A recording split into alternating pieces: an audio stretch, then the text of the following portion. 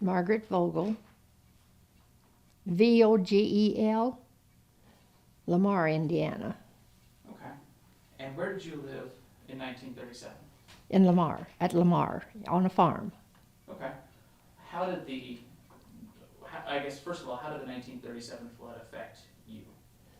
Not very much, except that our high school classes at Dale High School were discontinued because the bus could not get through the flooded area on the way to Dale. Really? So all the way in Dale, you guys had that kind of flooding? Actually, the flooded area of the road was between Lamar and Dale. Just one place, but there was a place where we could not get through. Okay.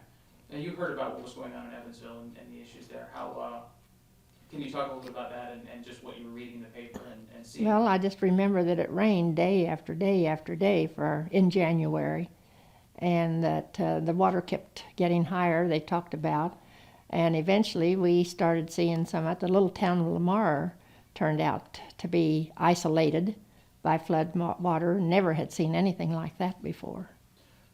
By being isolated by flood water, you couldn't get out? The people that lived in the town of Lamar could not get out. The doctor needed to get out, and he took his car up the railroad track. And so he was able to get out, but he had to take it that way. And then somebody would take him back and forth whenever he needed to go by boat. But he had his car out where he could use it. How did being isolated affect the town? I mean, did you have trouble getting things in, getting things out? Well, now, I lived on a farm, so no problem.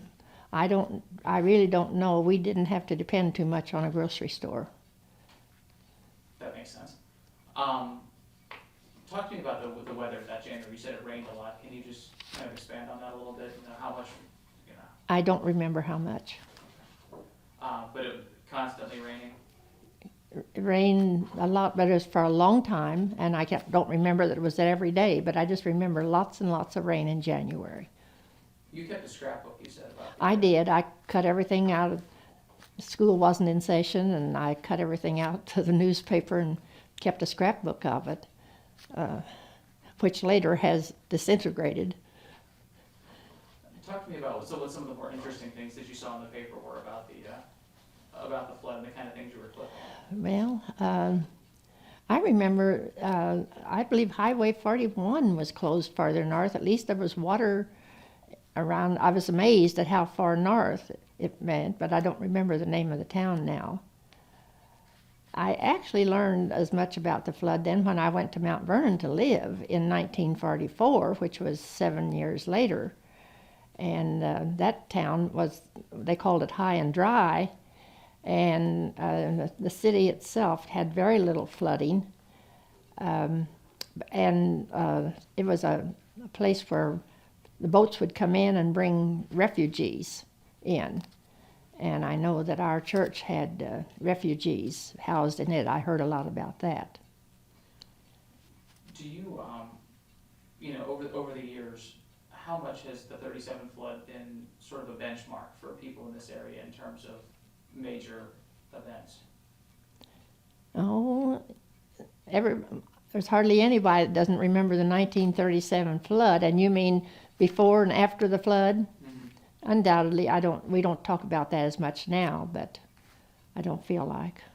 But do you feel like for people, I guess in the years between the 40s and the 50s, it was still a pretty major topic of conversation? Oh, absolutely. Okay. Yeah. Is there anything else you can think of that you'd like to say about the flood and about what you remembered that I haven't got to ask you?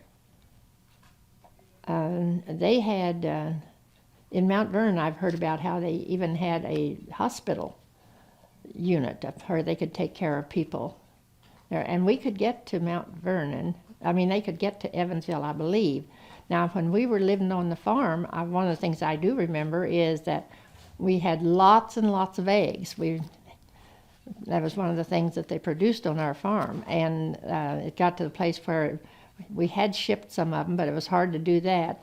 But if we'd fill the car with eggs, we could go any place, even though there was, they'd have, legally you couldn't go into Tell City unless you had, sometimes cities were like that. You couldn't, what'd they call that? I've forgotten what the name for it was whenever you couldn't enter. Well, anyhow, as long as we had a lot of eggs, they needed them, and we could go in and see our relatives. Okay. Thank you very much. That's really all Okay. that I have to ask you.